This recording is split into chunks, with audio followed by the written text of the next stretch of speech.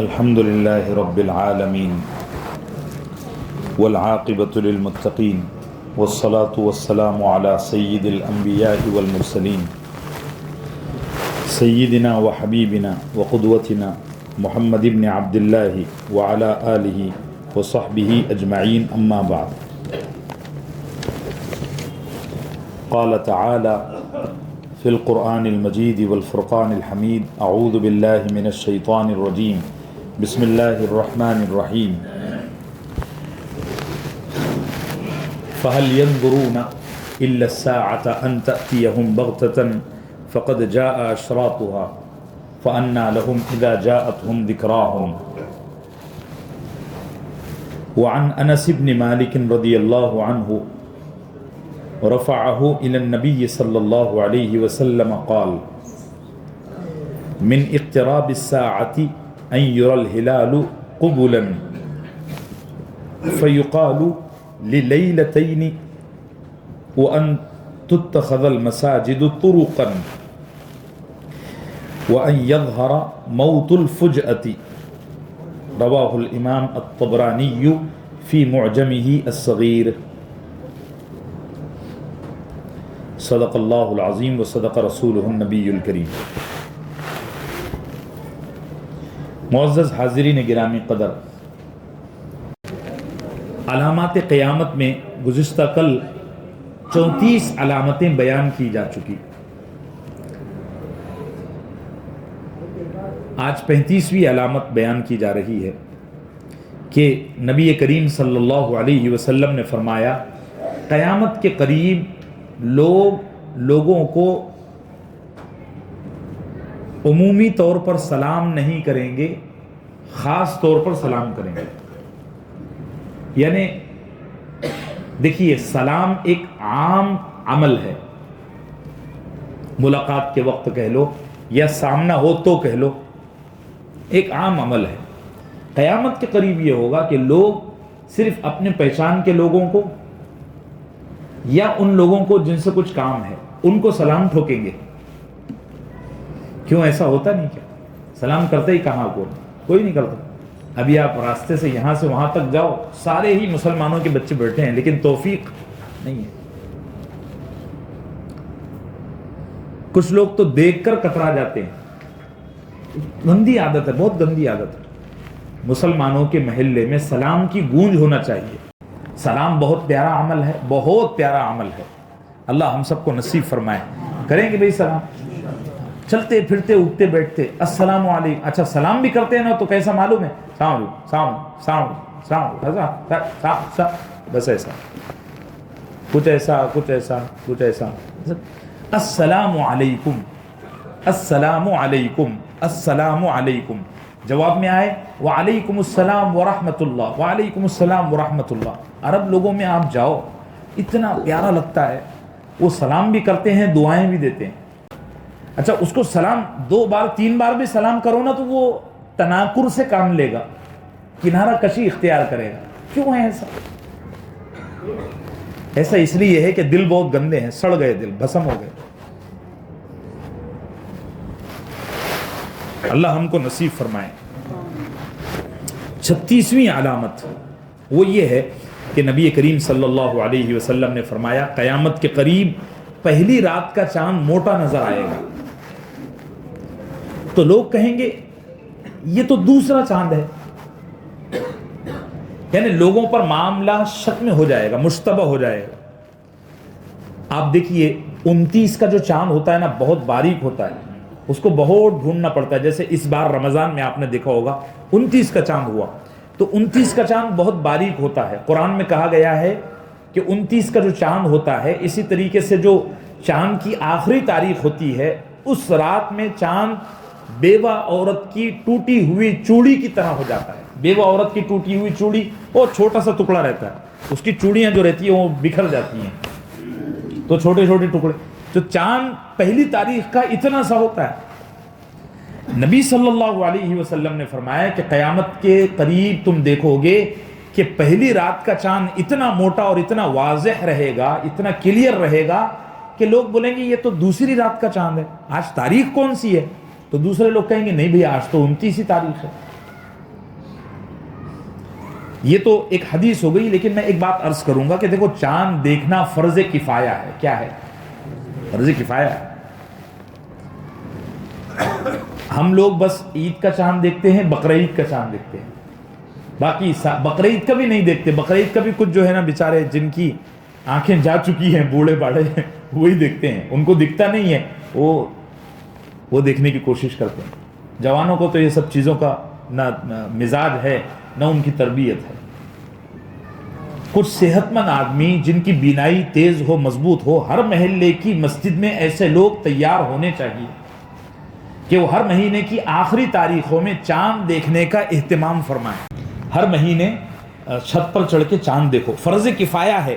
پوری آبادی میں اگر ایک بھی آدمی ہر مہینے کا چاند نہ دیکھے تو پوری آبادی گنہگار ہوگی.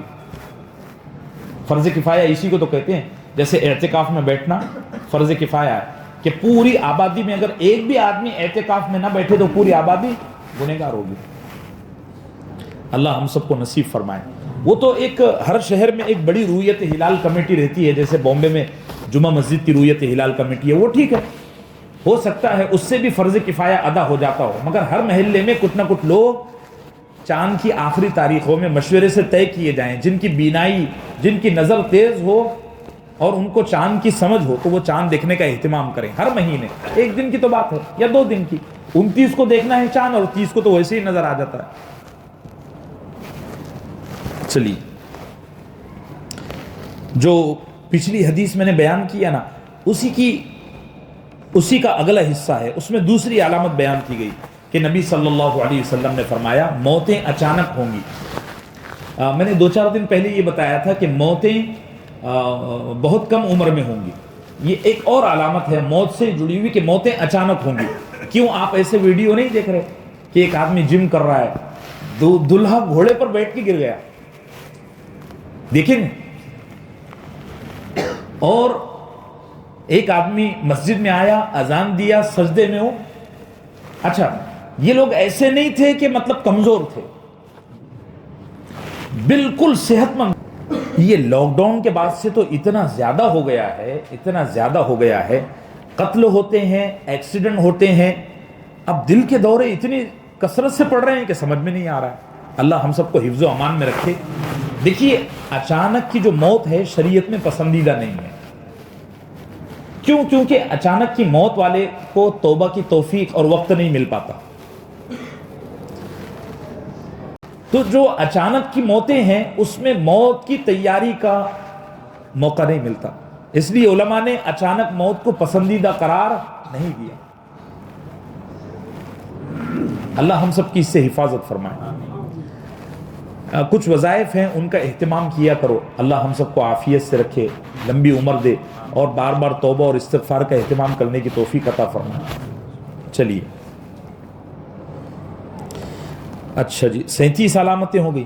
38ویں علامت یہ ہے کہ نبی کریم صلی اللہ علیہ وسلم نے فرمایا لا تقوم الساعۃ حتی یتباہی الناس فی المساجد.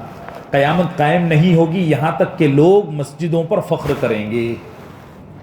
کیا کریں گے؟ مسجدوں پر فخر کریں گے. یعنی مسجدوں کو بہت سجائیں گے اور ہر محلے کے لوگ اپنی اپنی مسجدوں پر فخر کریں گے. یہ ہمارے یہاں ہندوستان میں تو ابھی اتنا نہیں ہے. ہاں، اس کی شروعات ہو چکی ہے، لیکن لوگ مسجدوں کو بہت سجا رہے ہیں. مسجدوں کو سجانا برا نہیں ہے. حضرت عثمان ابن عفان رضی اللہ عنہ نے مسجدوں کو سنوارنے کی اور سجانے کی سب سے پہلے بنیاد رکھی. ورنہ حضرت عثمان رضی اللہ عنہ سے پہلے مسجدیں بہت سادی ہوتی تھیں.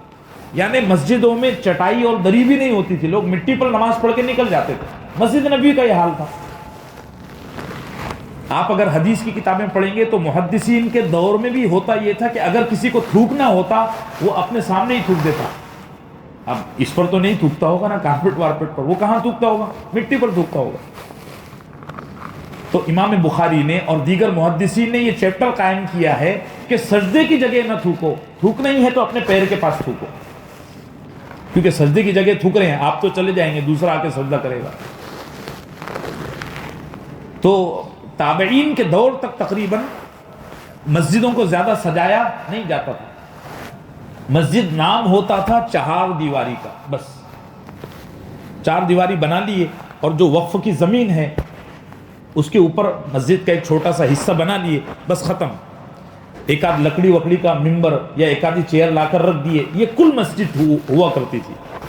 حضرت عثمان ابن عفان رضی اللہ عنہ چونکہ صحابہ میں مالدار صحابی تھے، مالدار ترین آدمی تھے، تو انہوں نے مسجدوں کو سجانا شروع کیا. اس کے بعد پھر جب اسلام ملک شام میں گیا تو ملک شام میں بھی بہت پیسہ تھا مسلمانوں کے پاس، اور وہ دور فتوحات کا تھا. اتنا پیسہ مسلمانوں کے پاس آ گیا کہ کوئی زکوٰۃ لینے والا نہیں رہا، تو کہاں لگانا؟ تو مسجدوں میں لگانا شروع کیا. لیکن اس زمانے میں بھی مسجدیں ایسی نہیں سجائی جاتی تھی جیسی آج گلف کنٹریز میں سجائی جا رہی ہیں. آپ جا کر دیکھ لو، دبئی کی جو مساجد کے ویڈیوز آتے ہیں، قطر کی جو مساجد کے ویڈیوز آتے ہیں، 20 25 لاکھ روپے کا صرف ایک وہ جھومر ہوتا ہے. مسجد میں قیمتی سامان لگانے کا سب سے بڑا نقصان یہ ہے کہ عبادت سے توجہ ہٹ جاتی ہے. میں خود دیکھا ہوں، لوگ مسجدوں میں جاتے ہیں نا تو ارے بھائی گھڑی کون سے برانڈ کی ہے؟ نہیں بھائی ایسے ہی ہے. اچھا بھی برانڈ کی ہے تو کون سا ماڈل ہے، کیا ہے، کہاں سے لیے تھے، باہر سے کہ انڈیا سے؟ یہ سب چیزیں ابھی اپنے یہاں بامبے میں جو مسجدیں بن رہی ہیں الحمدللہ ابھی بھی وہ ضرورت کے مطابق ہی سجائی جا رہی ہیں. باقی گلف کنٹریز میں اور اسی طریقے سے یورپی ممالک میں، افریقی ممالک میں جن کے پاس پیسہ ہے وہ مسجدوں پر بہت پیسہ لٹا رہے ہیں، بہت پیسہ اندھا دھند. اور پھر سجانا برا نہیں ہے، میں نے پہلے ہی کہا سجانے سے زیادہ بدترین کام یہ ہے کہ مسجدوں کو سجا کر اس پر فخر کیا جائے. اللہ ہم سب کو اس سے بچائے. یہ اصل میں ایک طرح کی ریاکاری بھی ہے. نبی کریم صلی اللہ علیہ وسلم نے اس سے منع فرمایا ہے، جس کو پسند نہیں فرمایا. چلیے